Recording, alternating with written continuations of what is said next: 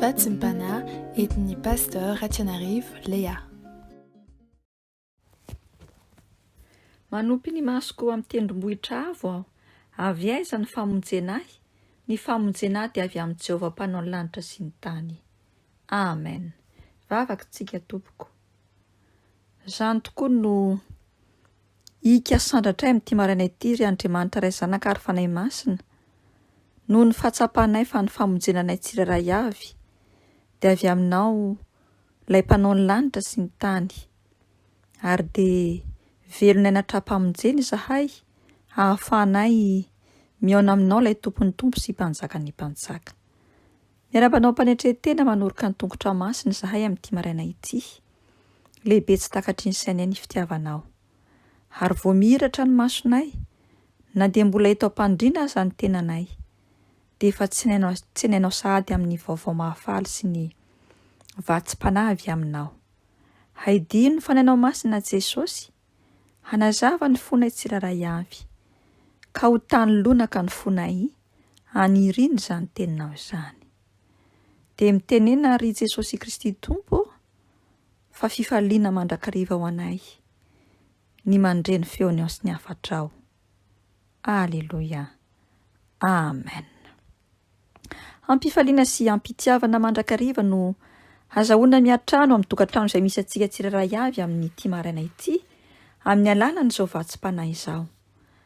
Manonona ny fiadanan'ny Tompo ho amin'ny isa tokantrano sy ny isam-baravarana. Ny tenin'Andriamanitra izay angalantsika ny vatsim-panahy dia amin'ny bokin'ny Isaia 5:20, andiny 2:20. Ésaïe chapitre 45, verset 22. Vakina amin'ny anaran'i Jesosy. Mijery ahy dia ho voavonjy ianareo ry vazan-tany rehetra, fa izao no Andriamanitra ka tsy misy hafa. Amen. Zany teny izany no mitondra antsika amin'ny lohateny hoe Miverena any amin'ny Jesosy. Miverena any amin'ny Jesosy. Andriamanitra mihitsy no mandidy eto, araka izao tenin'Andriamanitra izao, ary naniraka ny mpitory vaovao mahafaly, hitondra izany hafatra izany ho an'izao tontolo izao. Ka manasa ny olona rehetra eran-tany mba hibebaka sy hitodika ary hiverina amin'Andriamanitra ka hahazo famonjena. Miara-mahita sy miara-miaika isika tsiraray avy fa ny fiainan'ny zanak'olona, na ny mino an'i Jesosy Kristy, na ny tsy mino izy, dia misy ilay vanim-potoana atao hoe de haut et de bas.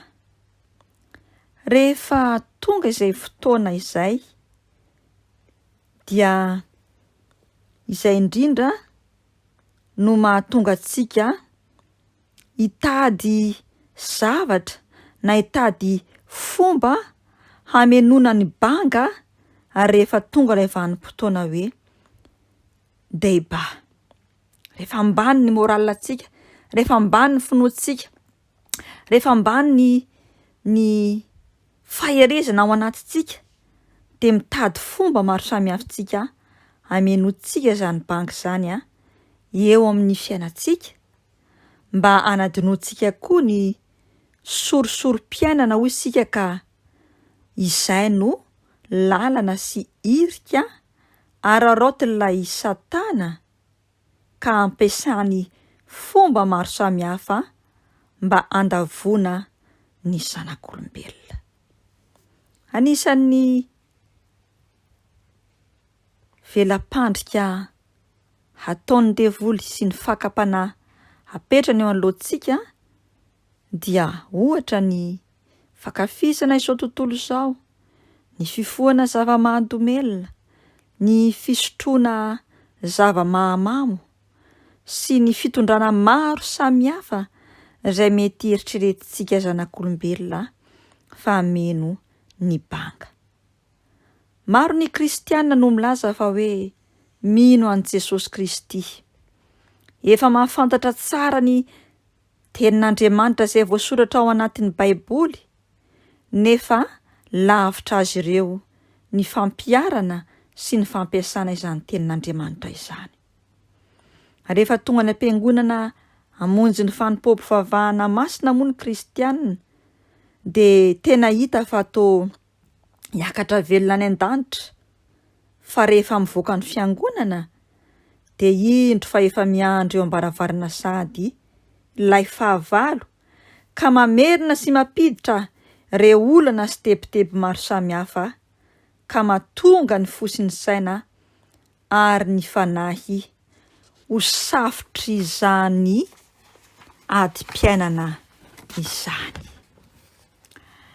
Ireo teny fampaherezana sy teny mamy rehetra izay norenesina sy noraisina dia toa adino avokoa ary tsy tafatoetra tao am-po satria nindaosin'ilay fahavalo. Ary ny tena zava-doza dia toa tsy te hiaonana, tsy te hamonjy intsony ny fiarahana mivavaka miaraka amin'ireo kristianina hafa mpiara-miazakazaka. Manome tsiny an' Jesosy ary matetika toa tafalatsaka mihitsy ny teny ratsy ny fanahy masina. Misy amin'ireo kristianina hafa tratra izany fomba fijery izany aza moa milaza fa hoe tsy ho azy ny fitahiana sy ny tsodrano izay atolotra fa ho an'ny hafa hatrany. Inona hoy isika no mahatonga izany? Satria ny olona izay tratra io toe-panahy io dia izy ihany koa no anisan'ny tompona andraikitra amin'ny fahapotehan'ny lafim-piainany rehetra. Izay no mahatonga ny tompo miteny amintsika ny hoe Miverena, manaova haingana dia mitoro mitodika any amin'ny Jesosy, dia ny mbola tsy tonga ny loza mahamay. Rehefa tapa-kevitra ny Miverena sy hibebaka ary hiala amin'ny ratsy rehetra izao sy anao, dia izay ilay antsoina hoe conversion, fiovampo, fiovam-panahy. Tsarovy fa manatsotra ny tanany te handray antsika Jesosy Kristy raha hiverina isika. Miandry anao izy, ilaza sy amboraka izay rehetra mahazo sy manjoanao, dia ho hitanao ny famindrapony sy ny famelan-keloka izay atolony ianao. Ho tsapanao ny fahafahana aoriana izany, satria tsy nataony tsinotsinona ny fonao torotoro sy nangorangoraka. Izay no nahatonga ny Jaona nitory ka nanao hoe efa tonga ny fotoana ka efa akaiky ny fanjakan'Andriamanitra. Mibebay ianareo ka minoa ny filazantsara. Voasoratra izany amin'ny filazantsara ny Marka, toko 1:5-10. Ry havako malala rehetra ao amin'ny tompo, sy izay rehetra mihaino sy manaraka izao tenin'Andriamanitra sy izao vatsim-panahy izao.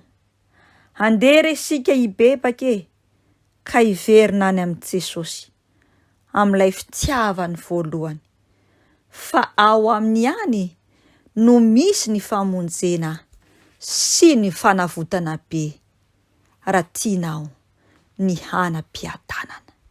Anio ara, izao dia izao, andeha isika hiverina amin'ny Jesosy Kristy Tompo. Vavaka isika. Mahatsiaro menatra izay Jesosy io. Mahatsiaro mangay azy ahy noho ny adalànay. Fa rehefa milamina tokoa ny aneny fiainanay, dia mafana fo izahay miantso ny anaranao, manao izay rehetra tokony ho tanterahanay. Fa rehefa tonga Jesosy malala, lay fidinan'ny finoanay, dia tafalatsaka ao anatin'ny velam-pandriky ny devoly sy ny satana izay ka manalavitra anao. Anio ianao Jesosy, miantsoantso sy mikikika hoe Miverena amin'ny Jesosy Kristy Tompo ianareo. Miverena ka mibeba ianareo, manaova totokivoa ny fahotana mba handraisanareo ny famonjena. Tiana mpiadanana izay Jesosy, tiana mpifaliana izay Jesosy koa indreto re, miverina aminao ilay zanak'adala izay efa nandao ny vala. Fantatray fa ao aminao rery ihany no misy ny famonjena sy ny fanavotana be. Aoka Jesosy ny fanany fahirizanao, hitoetra mandrakariva ao anatinay mpanomponao. Ary izany indrindra Jesosy no antanteraka ny teninao manao hoe: indro izao no Andriamanitry ny nofo rehetra, lay Andriamanitra hadrizay ka ho mandrakizay. Miverena amiko dia hiverina aminareo koa aho. Raiso ny tanako dia ho hitanareo sy ho raisinareo ny fiatanako. Ho anao ry lay Andriamanitra ray zanakary, fanahy masina, lidera sy ny aja ary ny voninahitra mandrakizay. Izahay kosa dia hiverina ao an-dapanao ry Andriamanitra ray. Amen.